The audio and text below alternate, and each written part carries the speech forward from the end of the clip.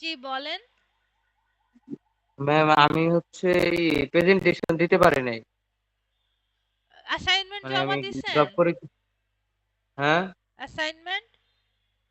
না ম্যাম কিচ্ছু জমা দিতে পারি নাই। আমি হচ্ছে জব করি তো এর জন্য তো জব দিতে পারি করেন নাই। বললে কিভাবে হবে স্যার? আপনি তো হচ্ছে এখানে পড়াশোনা যেহেতু অ্যাডমিশন নিছেন সার্টিফিকেট পাবেন। সো আপনাকে তো একটু রেসপন্সিবল হতে হবে, তাই না? আমি যদি 12 তারিখে জমা দেই নিবেন? ১২ তারিখে আসলে এখন আপনার একজনের যদি নেই আরো ৫ জন আসবে। সো জিনিসটা তো টাফ হয়ে যাবে, তাই না? আমি তো একটা ডেডলাইন দিয়েছি আপনাদেরকে অ্যাসাইনমেন্টটা কিন্তু অনেক আগে দেয়া, তাই না? তো এটা কি ঠিক জি হলো ম্যাম এই যে আপনি আমি ট্রাই করলেন না? করছি বাট যাইতে পারিনি। মানে এতদিনেও হচ্ছে ট্রাই করে হলো না, এটা কি ঠিক হলো? না ম্যাম দেখেন এইবার করা যায় না, কনসিডার করা যায় না। আচ্ছা ঠিক আছে, নিয়ে আইসেন।